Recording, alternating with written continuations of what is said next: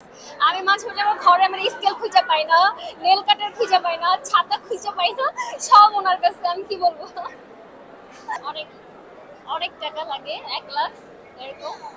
আর makeup আজকে এই যেমন অনেকে গিভেন টেকে যাচ্ছে, কেউ শর্ট ড্রেস পরে যাচ্ছে, কেউ একেবারে খুলেই যাচ্ছে, আমি তো আর ওইভাবে আসছি না। আসলে আমরা তো সবার মতো আসলে খোলামেলা কোথাও চলে আসতে পারি না। তো আমি যতবারই টাইম লাইনে আসছি না কেন, সবাই আমাকে খুবই মার্জিত ভাবে দেখছে।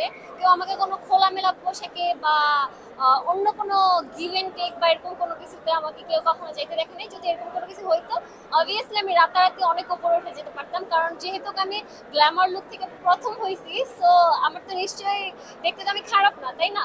যদি খারাপ হতাম তাহলে তো একজন মডেল আর হইতে পারতাম না।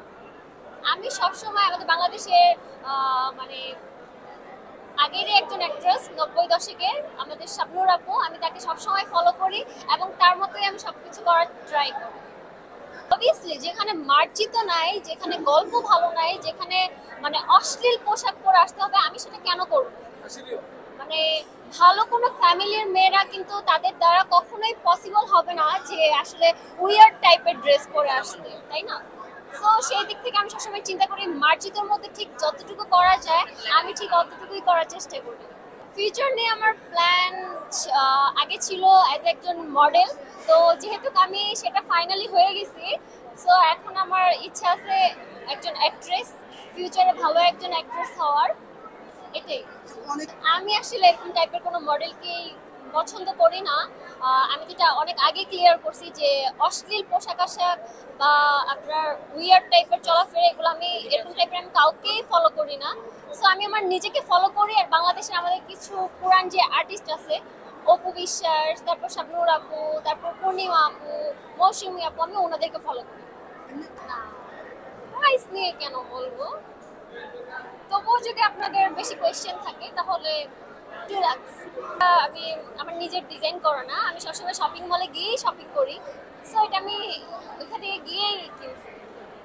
যেটা নিছি সেটা হচ্ছে, আমি যেহেতু একজন মডেল, তো আমাকে বিভিন্ন জায়গা থেকে অফার করে ব্রাইডাল শুট বা বিভিন্ন মেকআপ। আমি এমন একটা পার্লারে, মানে আমি যখন ফার্স্ট রানার আপ হই মানে মডেলিং এর এখান থেকে, তো তখন আমাকে এমন এমন পার্লার থেকে বলে গেছে যে তুমি এখানে ফ্রি সাজবা, তোমার সারা জীবনের সাজ ফ্রি। আমি মালয়েশিয়ান প্রোডাক্টস ইউজ করি। আচ্ছা, এবার একটু পার্সোনাল কোশ্চেন করি। মুস্কান কি এখন কি সিঙ্গেল নাকি ডুয়েল? অবভিয়াসলি সিঙ্গেল, কারণ আমি যতদিন না পর্যন্ত নিজের পায়ে এস্টাবলিশ না হতে পারছি ততদিন পর্যন্ত আমি সিঙ্গেলই থাকবো। ও, আসলে এই বিষয়ে আমি কিছু বলতে পারছি না, কারণ আমার কেন, আমার বাবার কি কম আছে নাকি? আমার বাবার আছে, আমি ওটা দিয়ে করি। আমি তো আর কোনো সুগার ড্যাডি দিয়ে করি না, তাই না? বা আমার কোনো সুগার ড্যাডি সুগার মামি এগুলো লাগে না।